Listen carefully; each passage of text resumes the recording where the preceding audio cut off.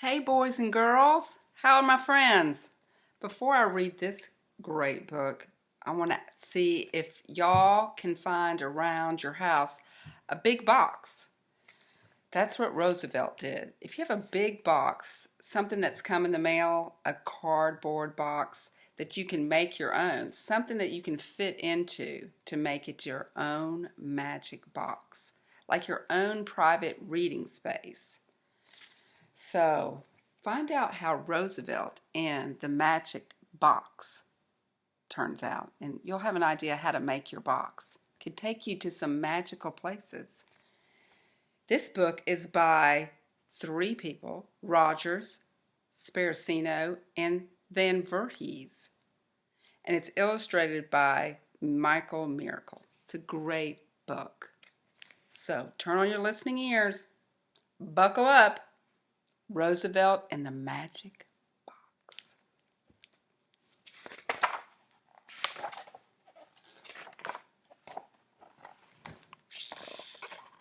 I love these pictures.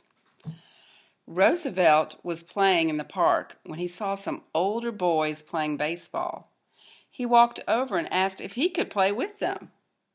"Go home, baby. You're too small to play this game," they said. Roosevelt was a small boy. Because he was only 8 years old, he couldn't even reach his mother's cookie jar yet. Needless to say, his feelings were hurt, and he ran home crying to his mom.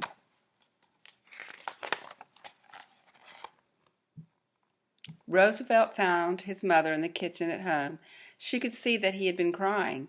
He told her about the boys in the park. "They said I'm too small," Roosevelt cried. His mother held him close. "I know the older boys can be very mean sometimes, but what they don't remember is that at one time they were little too," she said. Roosevelt felt a little bit better. "Why don't you play in the magic box that Daddy helped you make? And when dinner is ready, I'll call you," his mother said as she gave him a kiss on the cheek.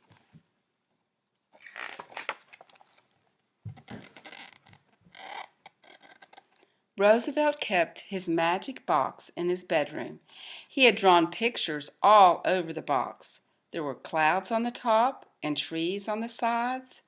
Inside was a place where he could read his favorite books and imagine that he was a dinosaur tracker. He crawled inside feeling kind of lonely. A pile of books lay in a corner of the box. He curled up with his favorite dinosaur book to read, thinking about dinosaur tracking, but soon fell asleep. Then something amazing happened.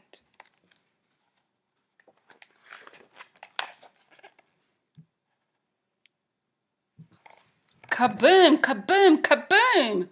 What was that? Roosevelt woke up with a start. He peeked his head out of the box and found that he was no longer in his room. Instead, he found himself in a dark forest. Tall trees were all around. The soft carpet of his bedroom was replaced with dirt and rocks. He heard the sounds of something strange coming from very far away. "Where am I?" Roosevelt wondered. At first he was afraid, but he said to himself, "I am a dinosaur tracker, and dinosaur trackers are never afraid." This made him feel braver.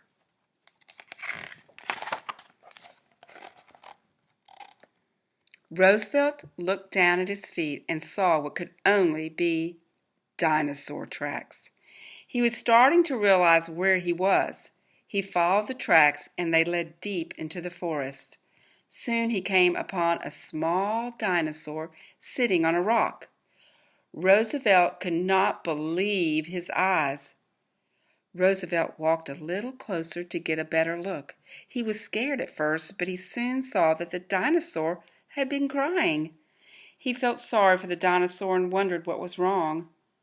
Just then the dinosaur looked up and saw Roosevelt standing there.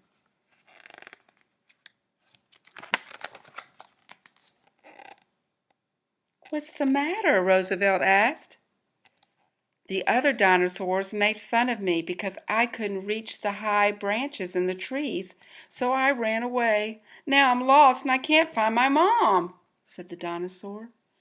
Roosevelt looked up at the trees. "Well, I can't reach the branches either. I can't even reach the cookie jar at home." "Don't be afraid. I'll help you find your mom.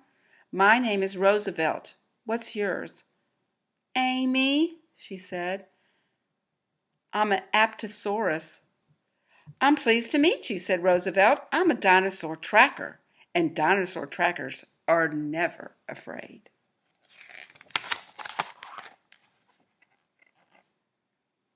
Amy and Roosevelt set out to search for Amy's mom. They followed some tracks until they came to a large tree that had fallen across their path. Amy said she couldn't climb over it, but thought she could lift Roosevelt up for a look on the other side. She picked him up with her strong tail. In a moment, Roosevelt was standing on the top side of the tree. "If you were any bigger, I don't think I could have lifted you," Amy said. Roosevelt thought about that, and for the first time, he didn't mind being small. Then he saw a big dinosaur through the trees. It turned out to be Amy's mom.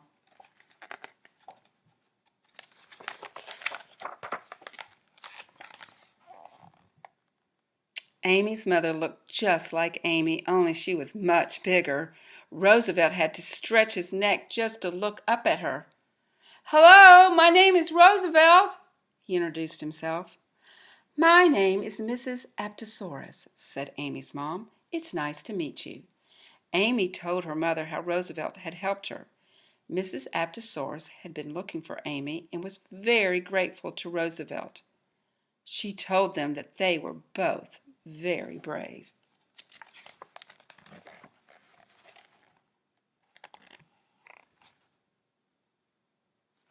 Roosevelt told her about how he had come to their forest in his magic box and followed the dinosaur tracks he had found.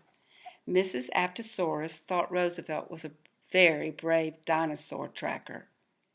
"I think Roosevelt should be getting home now because it's getting late and his mother will be looking for him," Mrs. Apatosaurus said. "Why don't you both of you climb on my back and we will go find Roosevelt's magic box." They went back through the forest and found Roosevelt's magic box right where he had left it. As Roosevelt climbed inside, he waved goodbye to his new friends. He said to himself, "I wish I could see my mom again."